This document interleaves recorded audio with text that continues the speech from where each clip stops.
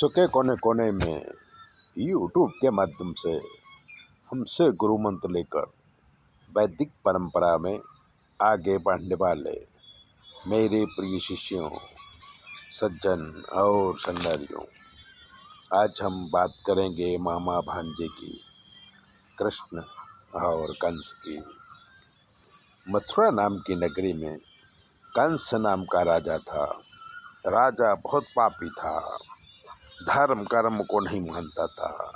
वो अपने पिता उग्रसेन को जेल में बंद करके खुद राजगद्दी में बैठ गया था, पर अंदर ही अंदर डरता था कि इस पाप का फल एक दिन जरूर भोगना पड़ेगा। इसलिए वो डर रहा था।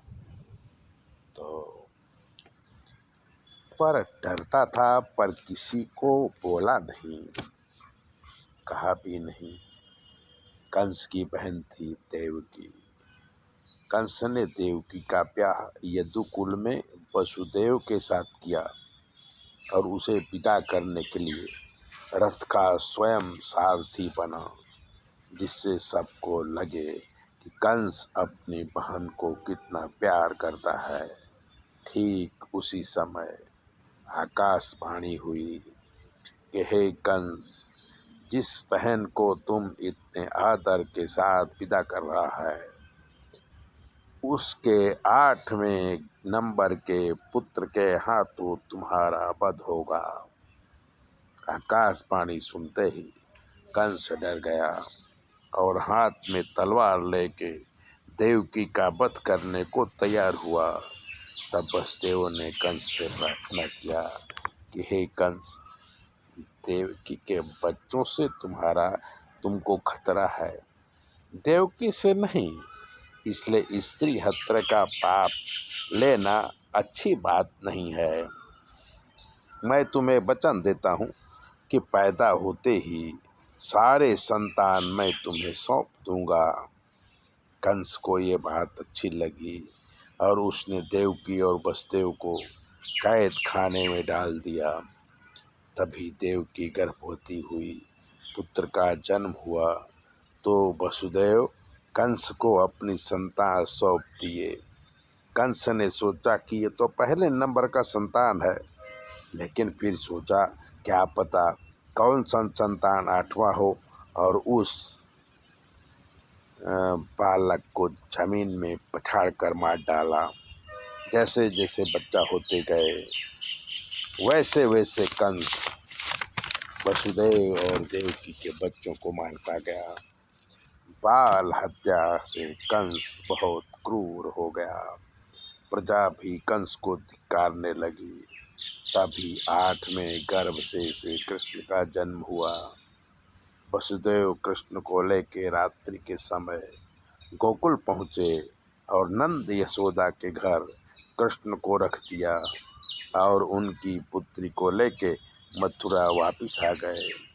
जब कंस को पता चला कि 8वीं संतान को देवकी ने जन्म दिया है, तब कंस दौड़ते हुए आया और देवकी की गोद से उस बालकी को उठा के मारने के लिए पत्थर की शिला में पटकना चाहा। बालकी हाथ से छूट गई और आकाश में उड़ गई। साथ में आकाशवाणी हुई कि रे दुष्ट मूर्ख कंस, तुझे मारने वाला इस पृथ्वी में कब का पैदा हो चुका है।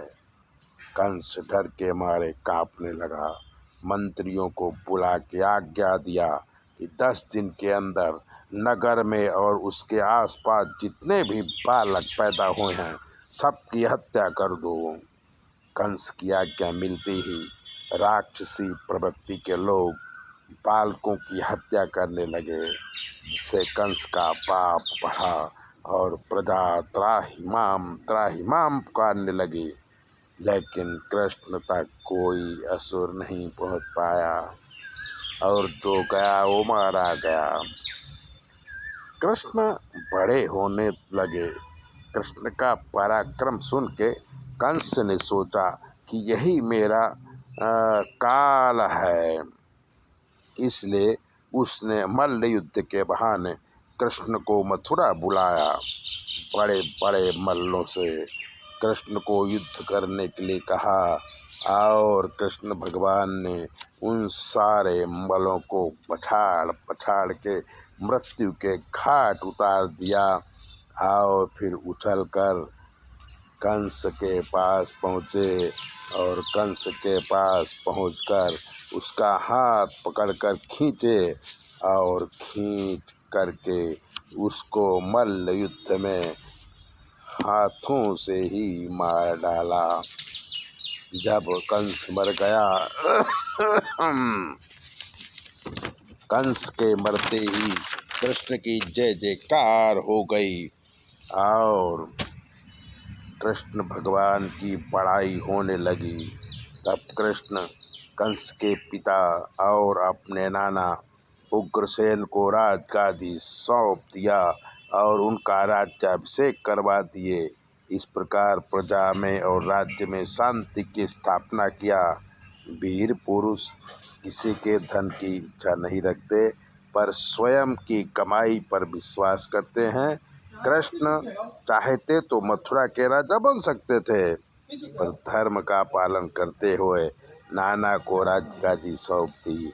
यह है कृष्ण का चरित्र। मामा और भांजा ऐसे ही कथा सुनने के लिए चैनल को सब्सक्राइबर करिए, लाइक करिए और अगर आपके जीवन में कोई कष्ट है तो 9822500108 पर फ़ोन करके कुछ भी पूछिए।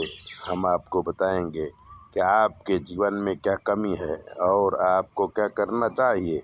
चैनल सब्सक्राइबर जरूर करें।